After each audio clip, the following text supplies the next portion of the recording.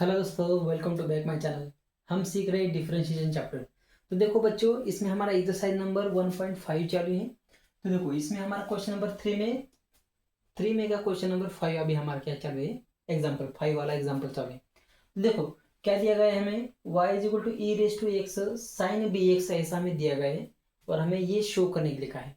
y2 का मतलब क्या होता है, d two Y by D x square. y1 का क्या मतलब होता है, d Y by D x. ठीक है, समझ में आ गया। और इसको हमें इज इक्वल टू जीरो लाना है, ये हमें शो करना है। तो देखो चलो स्टार्ट करते हैं। पहले हम क्या करते हैं, इसका डिफरेंशिएशन ले लेते हैं। तो देखो यहाँ पर डिफरेंशिएशन विथ रिस्पेक्ट टू, यहाँ पर क्या है एक्स, तो एक्स के साथ इसका डिफरेंशिएशन हमें लेना पड़ेगा। ठीक है, वाई का डिफरेंशिएशन क्या हो जाएगा, यहाँ पर d Y by D x हो जाएगा, इज इक्वल टू को इज इक्वल टू। ठीक है, अब देखो यहाँ पर u इंटू वी का रूल है, वो रूल हमें इस्तेमाल करना है। क्या कहता है रूल, पहला कांस्टेंट तो E raise to X as it is, दूसरे का डेरिवेटिव, साइन का डेरिवेटिव क्या होता है, कॉस होता है। क्या होता है, कॉस होता है। यहाँ पर जो है वही हमें यहाँ पर लिखना पड़ता है। ठीक है, बी एक्स है तो बी एक्स यहाँ पर लिखना पड़ेगा। ये साइन का डेरिवेटिव हमने ले लिया, लेकिन बी एक्स का लिया क्या, नहीं। तो बी एक्स का अगेन डिफरेंशिएशन, तो b हमारा कांस्टेंट है, उसको मैं एज इट इज यहाँ पर लिख लेता हूँ। और x का डिफरेंशिएशन विद रिस्पेक्ट एक्स क्या आता है, 1 आता है, वो लिखने की जरूरत नहीं। प्लस दूसरा एज इट इज, दूसरा क्या है हमारे पास, sine B X as it is, पहले का डेरिवेटिव। तो E raise to E A X का डेरिवेटिव क्या होता है, वही होता है। क्या होता है, E raise to A X ही होता है। ठीक है, ई का हो गया, लेकिन ए एक्स का डिफरेंशिएट क्या होता है, ए हमारा कांस्टेंट है एज इट इज, एक्स का डिफरेंशिएशन विद रिस्पेक्ट एक्स क्या होता है, 1 होता है, नहीं लिखने की जरूरत हो। अब देखो ये हमने क्या निकाल दिया, इसका D Y by D X, इसमें से कांस्टेंट क्या निकल रहा है, देखो common, E raise to A X, E raise to A X दोनों में कॉमन है, उसको बाहर निकाल दो। E raise to A x बाहर आ गया, अंदर क्या रह गया, B cos B x, plus A को आगे ले लो यहाँ पर, A sine B into A, B into X. ये ई raise to x, E raise to x यहाँ पे बाहर आ गए। ये एक बार हमें डिफरेंशियल ले लिया, और एक बार लेना पड़ेगा। तो देखो यहाँ पर लिखेंगे हम again differentiation with respect to X, again X के साथ डिफरेंशिएशन लेना है। तो D Y by D X क्या हो जाएगा, यहाँ पर D two Y by D X का square is equal to is equal to, यहाँ पर फिर से वही rule, A U into we का। तो वो क्या कहता है, पहला कांस्टेंट तो E raise to A x हमारा कांस्टेंट, दूसरे का डेरिवेटिव।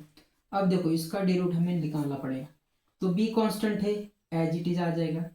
कॉस का डेरिवेटिव क्या होता है, माइनस साइन होता है। क्या होता है, माइनस साइन बी इंटू ए एक्स, कॉस का हमने ले लिया, लेकिन ये जो बी एक्स है इसका अगेन लेना पड़ता है। बी इंटू एक्स का डेरिवेटिव क्या होता है, बी होता है। तो ये बी और ये बी का क्या हो जाएगा यहाँ पर स्क्वायर, यहाँ पर थोड़ा हमने डायरेक्ट कर दिया, प्लस को प्लस, ए को ए, साइन बी का बी एक्स का डेरिवेटिव क्या होता है, कॉस बी एक्स होता है। और ये बी एक्स का अगेन, बी एक्स का अगेन क्या आता है, बी हमारा कांस्टेंट है, तो यहाँ पर आ जाएगा ए इंटू बी आ जाएगा। बी एक्स का क्या हो जाएगा, बी कांस्टेंट है एज इट इज आ गया, एक्स का डिफरेंशिएशन विद रिस्पेक्ट एक्स क्या आता है, 1 आता है। ठीक है, पहला कांस्टेंट दूसरे का डेरिवेटिव ले लिया, प्लस दूसरा कांस्टेंट, यानी ये वाली पूरी टर्म ऑफ कांस्टेंट क्या है यहाँ पर, देखो बी कॉस बी एक्स माइ प्लस ए साइन बी इंटू एक्स, ये कांस्टेंट, पहले का डेरिवेटिव। तो E raise to A X का डेरिवेटिव क्या होता है, E raise to A x होता है। और एक्स का अगेन क्या होता है, सिर्फ ए होता है। और एक्स का डिफरेंशिएशन विद रिस्पेक्ट एक्स 1 आता है। अब देखो यहाँ पर कॉमन कॉमन क्या दिख रहा है, E raise to A X, E raise to A X दोनों में है। तो इन दोनों में से इसको क्या करता हूँ मैं, यहाँ पर कॉमन निकाल लेता हूँ। ठीक है, तो ये कॉमन क्या निकाल लिया मैंने, ई रेस टू ए एक्स मैंने दोनों में से कॉमन निकाल दिया। अंदर क्या करेगा, देखो ये अंदर आ गया, ये माइनस वाली टर्म है कि नहीं, इसको थोड़ा सा हम बाद में लिखते हैं, इसको पहले लिख देते हैं। ठीक है, कोई बात नहीं, यहीं पर लिख दो, minus into b minus b square, यहाँ पर sine B x plus a B cos B x. ठीक है, ये बाहर आ गया, ये बाहर आ गया। अब देखो यहाँ पर ए रह गया, लेकिन तो ए से भी क्या कर दो, अंदर मल्टीप्लाई कर दो। तो यहाँ पर प्लस है, यहाँ पर भी प्लस है, कोई टेंशन नहीं। ए इंटू बी क्या हो जाएगा, प्लस ए बी हो जाएगा। यहाँ पर क्या है, कॉस बी एक्स है। ए इंटू ए का क्या हो जाएगा, यहाँ पर स्क्वायर हो जाएगा, तो मैं नीचे लिख देते हैं यहाँ पर plus A square sine B into X, bracket यहाँ पर कंप्लीट। ठीक है, समझ में आ गया, ए इंटू ए का स्क्वायर, ठीक है, ए इंटू ए का स्क्वायर और साइन बी एक्स की जगह साइन बी एक्स हमारा एज इट इज। अब देखो अगले स्टेप में क्या हो जाएगा, is equal to e raise to A x हमारा एज इट इज। अब देखो यहाँ पर साइन बी एक्स है, यहाँ पर भी क्या है, साइन बी एक्स है, तो इन दोनों को हम क्या करते थे, कॉमन निकाल लेते, सिर्फ इन दोनों का हम देखते हैं। इन दोनों को देखने के बाद क्या हो गया, sine B x sine B x दोनों में कॉमन है, तो उन दोनों को बाहर निकाल देते, निकाल दिया, ध्यान में रख दो। अब देखो यहाँ पर ए स्क्वायर है और यहाँ पर माइनस बी स्क्वायर है, तो प्लस वाली टर्म में पहले लिख देता हूँ, तो अंदर क्या क्या बच जाएगा, इसको पहले कंसिडर कर लेता हूँ। अंदर बच गया यहाँ पर ए स्क्वायर, बाद में माइनस, और यहाँ पर क्या बच गया, बी स्क्वायर। दोनों में से कॉमन क्या निकाला मैंने, यहाँ पर साइन इंटू बी एक्स, दोनों में से कॉमन निकाल दिया, हो गया। अब देखो A B cos B X और A B cos B X, 1+1 कितना आ गया यहाँ पर, +2 A into B cos B into X. तो ऐसे इसका क्या हो गया, आंसर आ गया। तो हमने यहाँ पर क्या निकाल दिया, d2y/dx का स्क्वायर हमने यहाँ पर निकाल दिया। लेकिन ये आंसर मैच हो रहा है कि हमारा यहाँ पर नहीं हो रहा, तो फिर से हम क्या करना पड़ेगा, इसकी एलएचएस साइड कंसीडर करनी पड़ेगी, और ओ साइड कितनी आनी चाहिए, आरएचएस साइड 0 आनी चाहिए। ठीक है, तो मैं इसको क्या करता हूँ, कैमरा थोड़ा उधर शिफ्ट कर लेता हूँ थोड़ा सा। ठीक है, अब मैं इसकी एलएचएस साइड कंसीडर करता हूँ, शो दैट क्या, तो देखो यहाँ पर लिखता हूँ मैं L H left hand side is equal to क्या है मेरे पास यहाँ पर y2 का मतलब क्या होता है, d2y/dx स्क्वायर। तो यहाँ पर लिख देता हूँ मैं y2 minus 2ay1 plus bracket में क्या है, ए square plus B square bracket complete y। तो इसकी वैल्यू क्या आनी चाहिए, 0 आनी चाहिए। तो चलो सॉल्व करते हैं।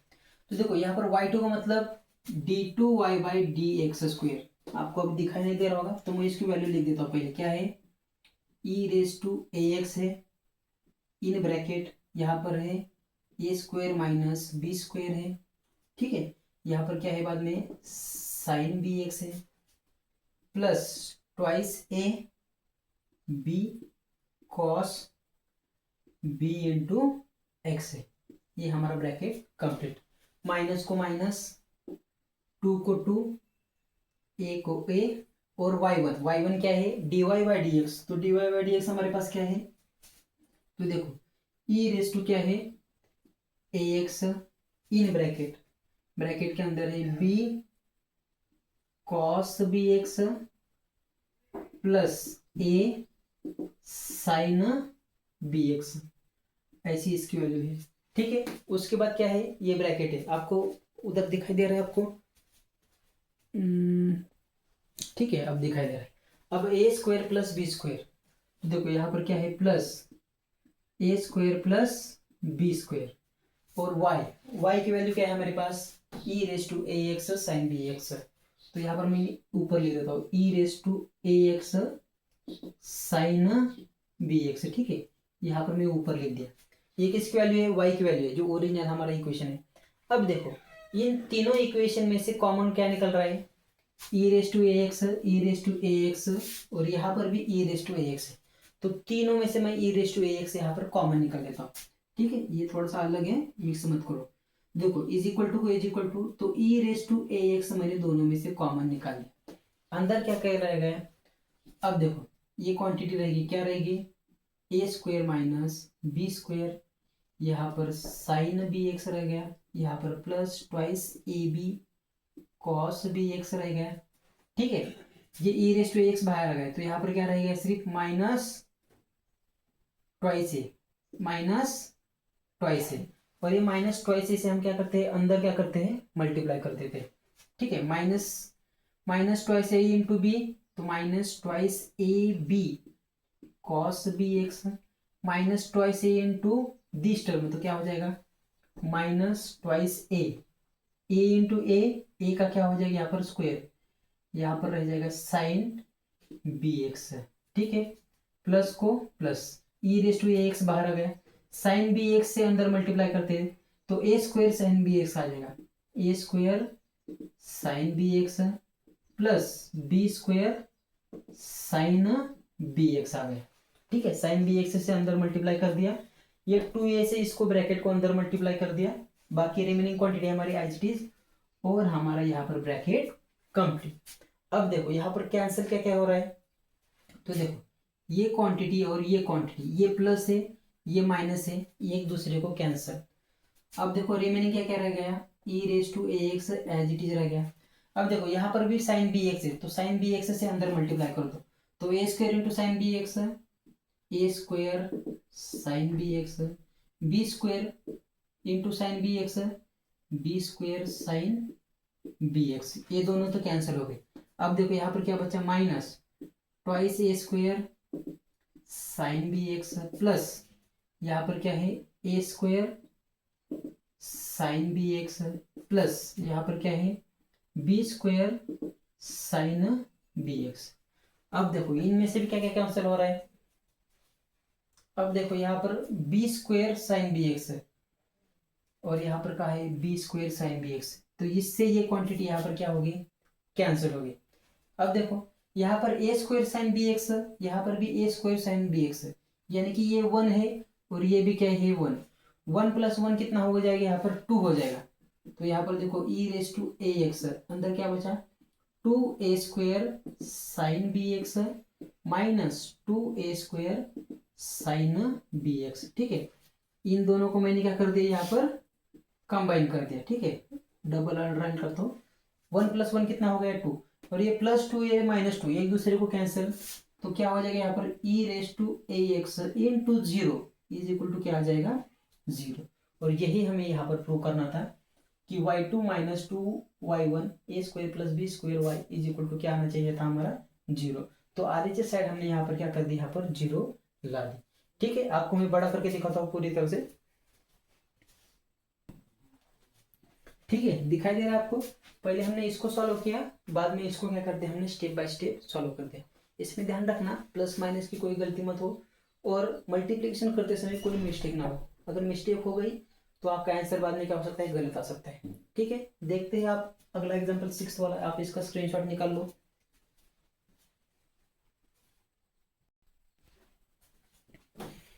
अब देखो ये 6 वाला एग्जांपल, इसको भी हमें शो दैट करना है d two Y by D x square is equal to 0। जैसे पिछले एग्जांपल क्या था, इससे थोड़ा सा जरा ये अलग है, ठीक है। अब देखो इसको हम पहले क्या करते हैं, सॉल्व करते हैं, तो let y is equal to लेते हैं, ठीक है। ये इसको y लेने की जरूरत नहीं, ठीक है, कोई बात नहीं। अब देखो ये सेक इनवर्स है, इधर आने के बाद क्या हो जाएगा, ये सेक हो जाएगा, तो देखो ये हो जाएगा सेक इज इक्वल टू, देखो यहाँ पर क्या रह जाएगा 7x cube minus 5y cube divided by 7x cube plus 5y cube is equal to sec inverse, इधर आने के बाद सेक यम हो जाएगा।